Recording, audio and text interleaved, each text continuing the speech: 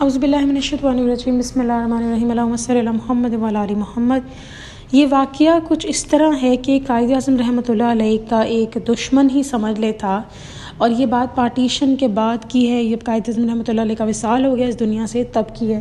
تو ایک بندہ پاکستان کا بھی دشمن تھا اور قائد اعظم کا بھی دشمن تھا، اور پاکستان اور قائد اعظم کے خلاف زہر اگل رہا تھا۔ ایک آدمی کو یہ بات سن کے بہت غصہ آیا۔ اس آدمی نے ایک زوردار تھپڑ اس آدمی کے منہ پر رسید کیا، جس کی وجہ سے اس کی ناک میں سے خون بہنا شروع ہو گیا۔ اب جو اس کے ہم خیال لوگ تھے انہوں نے مشورہ کیا کہ ہمیں تھانے دار کے پاس جانا چاہیے، اور تھانے دار کو بتایا کہ اس نے تھپڑ مارا ہے۔ جب تھانے دار نے وجہ پوچھی تو اس بندے نے کہا کہ یہ قائد اعظم پاکستان کے خلاف گستاخی کر رہا تھا۔ تھانے دار بھی اللہ کا بندہ تھا، اس نے کہا اچھا کیا، پاکستان ہے تو میری تھانے داری ہے، یہ عہدہ ہے، ورنہ مجھے شاید کوئی چپڑاسی بھرتی نہ کرتا۔ اس تھانے دار نے قائد اعظم رحمۃ اللہ علیہ پاکستان کے سچے عاشق کو باعزت رخصت کیا، اور جو گستاخ تھا منہ لٹکائے بیٹھ گیا۔ اب انہی کو جنہوں نے تھپڑ مارا تھا ان کے بارے میں کہتے ہیں کہ یہ 14,000 مرتبہ درود پاک پڑھتے ہیں اس نفسا نفسی کے دور میں بھی۔ اور قائد اعظم رحمۃ اللہ علیہ کی ان کو زیارت ہوئی خواب میں، اور آپ رحمۃ اللہ علیہ نے اس واقعے کے بعد ان سے کہا کہ جب درود شریف کی محفل لگایا کرو تو میرے اور میرے رفقا کے لیے بھی دعا کیا کرو۔ اب یہ صاحب درود شریف کی محفل کے بعد قائد اعظم اور ان کے رفقا کے لوگوں کے لیے بھی دعا کرتے ہیں جنہوں نے پاکستان بنانے میں تن من دھن کی قربانیاں دیں۔ اچھا جی، تو قائد اعظم کے بارے میں ایک اور بات ایکسپلین کر دوں کہ قائد اعظم کی عزت کروانا اور کرنا ہم سب کا فرض ہے۔ قائد اعظم رحمۃ اللہ علیہ کے بارے میں تھا کہ ایک تو واقعہ آلریڈی میں شیئر کر چکی ہوں ان کے بارے میں کہ پاکستان ایسے ہی نہیں بن گیا تھا۔ پاکستان ایسے بنا کہ یہ لندن چلے گئے تھے واپس، تو حضرت محمد مصطفیٰ صلی اللہ علیہ وسلم کی ان سے بات ہوئی جاگتے ہوئے، کوئی خواب میں نہیں ہوئی، اور انہوں نے کہا کہ واپس جاؤ۔ یہ جو ورڈ ہے نو پاور کین انڈو پاکستان، یہ ایسے ہی نہیں ہے، یہ اپنی طرف سے ہی انہوں نے نہیں بول دیا۔ بڑے بڑے لوگ آئے، ٹائٹینک بنایا اور کہا جی کہ کوئی خدائی کا دعویٰ کیا کہ کوئی اس کو نہیں، یعنی انڈائریکٹلی انہوں نے خدائی کا دعویٰ کیا کہ ٹائٹینک کو کوئی خدا بھی معاذ اللہ اس کو نہیں ختم کر سکتا، ٹائٹینک ڈوبا ہے۔ پھر اسی آبدوز کی بات جس کے اندر وہی بندہ جس نے دعویٰ کیا تھا وہ آبدوز میں تھا تو وہ بھی غرق ہو گیا۔ تو یہاں پہ یہ بات ہمیں سمجھ آتی ہے کہ اس طرح کے جملے بولنا، یہ اگر قائد اعظم نے بولا تھا تو یہ نبی پاک صلی اللہ علیہ وسلم کا دست شفقت تھا جس کی وجہ سے انہوں نے یہ بات کی۔ ایسے ہی کوئی اٹھ کر نہیں کہہ سکتا نو پاور کین انڈو پاکستان۔ آج بھی دیکھ لیں پاکستان میں کتنے برے حالات چل رہے ہیں، لیکن پھر بھی پاکستان اپنے پیروں پہ کھڑا ہے۔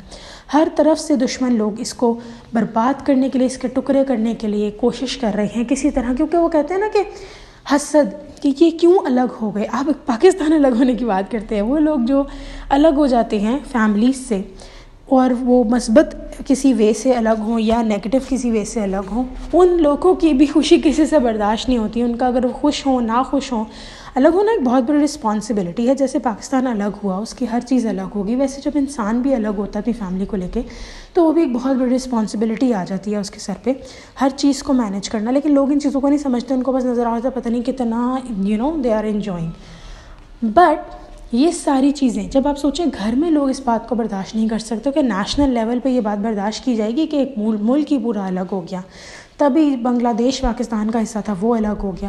تو یہ ساری چیزیں یہ ہمیں کیا سکھاتی ہیں کہ پاکستان بہت مشکل اور کوششوں سے بنا ہے، اور اللہ تعالیٰ اتنے اولیاء اللہ ہیں ہمارے ادھر۔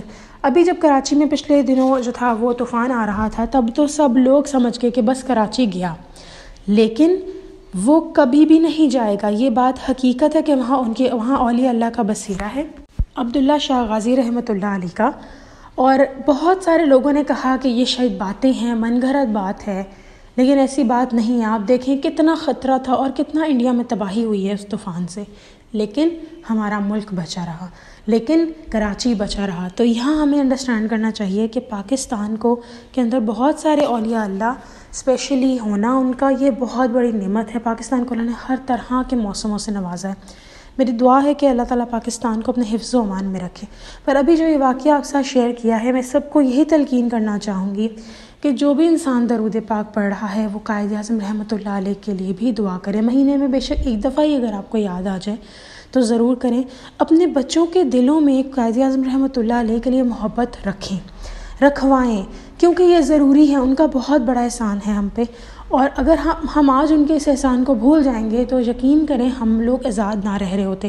آج یہ بہت ساری باتیں سننے کو ملتی ہیں کہ مسلمانوں کے ساتھ ملک میں پورے دنیا میں بہت زیادہ ظلم ہو رہا ہے، تو یہ باتیں عام نہیں ہیں۔ اللہ تعالیٰ سے دعا ہے کہ اللہ تعالیٰ ہم سب کو ہمارے وطن کو محفوظ رکھیں، اس کو آباد رکھیں، شاداب رکھیں۔ بہت سارے لوگ باہر کے ممالک جاتے ہیں لیکن وہ ایک ہی جملہ بولتے ہیں، جو عزت، جو اپنائیت ہمیں پاکستان میں ملی وہ کہیں نہ ملی۔ میں اگر اپنی بات کروں تو میں جس شہر میں پیدا ہوئی اس شہر میں نہیں رہتی اب، لیکن جب بھی میں اس شہر میں واپس جاتی ہوں تو مجھے اس شہر جا کر ایک ٹھنڈک محسوس ہوتی ہے تو پورا میرا ہی ملک، لیکن جہاں ہم رہے ہوتے ہیں، حالانکہ ان دکانوں میں اگر میں اس شہر میں جاتی ہوں نہ وہ دکانوں میں کوئی مجھے جانتا ہے، میں اپنے آپ کو اجنبی محسوس کروں اگر میں کہیں کھڑی ہو جاؤں اسی شہر میں، لیکن ایک پتہ نہیں کیا واقعی لٹرلی جو کہتے ہیں نا، ایک آب و ہوا میں ایک تازگی ہوتی ہے۔ حالانکہ وہاں بہت گرمی ہوتی ہے لیکن وہ تازگی واقعی ہوتی ہے اور وہ مجھے محسوس ہوتی ہے، حالانکہ مجھے ایک ٹھنڈک کا احساس ہوتا ہے،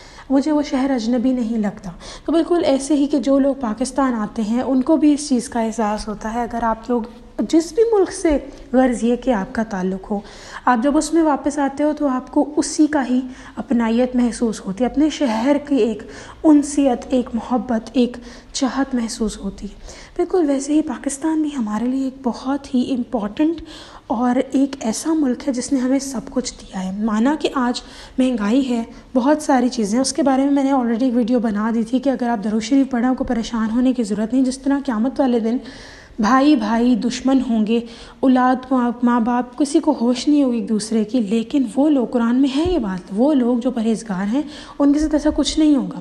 تو بالکل ایسا ہی ہے کہ اگر آپ نے کسی کا برا نہیں کیا، اگر آپ اللہ تعالیٰ کو اپنا حامی ناصر بنا کر چل رہے ہیں تو پاکستان میں رہتے ہوئے بھی مشکل حالات کے اندر بھی اللہ تعالیٰ آپ کے لیے راستے نکال دے گا، اللہ تعالیٰ آپ کے لیے آسانیاں کر دیں گے، اللہ تعالیٰ آپ کو رسوا نہیں ہونے دیں گے، محتاج نہیں ہونے دیں گے۔ بہت سارے لوگ ہیں جن کی اکثر اوقات لائف دیکھ کر سمجھ نہیں آتا، اچھا یہ لوگ بھی جی رہے ہیں۔ ہمارے نا ایک جاننے والے ہیں، میرے اتنے کلوز ریلیٹیو نہیں ہیں بٹ تھوڑا دور کے ہیں، اور وہ ایک سما سٹا کا نام اگر کوئی وہاں سے ہے تو ادھر ایک بہاولپور کے پاس آتا ہے وہ سما سٹا، وہاں پہ وہ رہتے ہیں کہیں، اور وہ اپنا گھر بھی بنا چکے ہیں، اور ان کا گھر کے ساتھ ساتھ ان کے گھر میں وہ کہتے ہیں روز ہم لوگوں کو سبزی وغیرہ جو بھی وہ کھانا کھاتے ہیں، سکون کی زندگی وہ ان کے اکارڈنگ وہ گزار رہے ہیں۔ ان کی زندگی بہت سادہ ہے لیکن وہ سکون کی زندگی گزار رہے ہیں، اور وہ اپنی اسی زندگی کو جنت تصور کرتے ہیں، اللہ کا شکر ادا کرتے ہیں۔ بہت سارے لوگ ہیں ایسے جن کے بچے جو ہیں ان کو اے سی میں ہی رہنے کی عادت پڑ جاتی ہے، پھر ان کو اے سی کے بغیر ان کا گزارا نہیں ہوتا،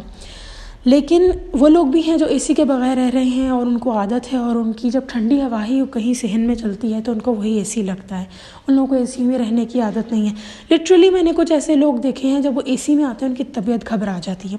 تو یہ ساری آسائشیں آپ کے پاس اگر ہیں، ضروری نہیں ہے کہ آپ دنیا کے سب سے زیادہ پرسکون لائف گزاریں۔ اگر اللہ نے آپ کو ان سب چیزوں سے نوازا ہے تو بہت اچھی بات ہے، اللہ تعالیٰ آپ کو اور عطا کرے، لیکن اگر یہ سب نہیں ہے آپ کے پاس، یا کسی ایسے انسان کو آپ دیکھتے ہیں جس کے پاس یہ سب نہیں ہے، تو ضروری نہیں ہے کہ وہ انسان ایک بہت ہی بری لائف گزارا ہے۔ یو نیور نو، وہ انسان بھی ایک خوشگوار زندگی گزار سکتا ہے۔ یہ اللہ تعالیٰ کا شکر ہوتا ہے جو کسی نہ کسی کے اندر اللہ تعالیٰ ایڈ کر دیتے ہیں، جس سے وہ محبت کرتے ہیں، جس سے اللہ تعالیٰ اچھائی، تاکہ وہ دنیا میں شکر کریں اور آخرت میں بھی ان کو ملے۔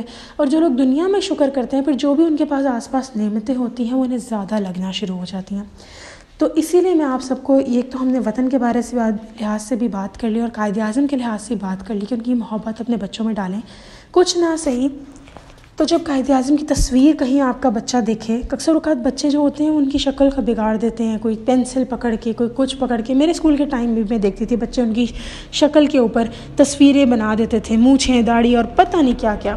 اور میں یہ بات جانتی ہوں کہ مجھے صرف ایک آدھ دفعہ ہی میرے والدین نے قائد اعظم کے بارے میں بتایا ہو کہ قائد اعظم ہمارے بانی ہیں اور یہ ہیں وہ ہیں، لیکن کبھی مجھے فورسفلی نہیں کہا میرے گھر والوں نے کہ ان کی رسپیکٹ کرو، ان کی رسپیکٹ کرو، کیونکہ کچھ چیزیں ماں باپ سے انہیرٹ ہوتی ہیں۔ میرے والدین دونوں قائد اعظم کی بہت عزت کرتے ہیں، اور یہی وجہ ہے کہ میرا ہر بہن بھائی، میں اس کو اپنی خوش قسمتی سمجھتی ہوں، میں اس کو اپنی بڑائی بیان نہیں کر رہی، یہی وجہ ہے کہ میں اللہ کا شکر ادا کرتی ہوں کہ میرے ماں باپ میں یہ چیز تھی۔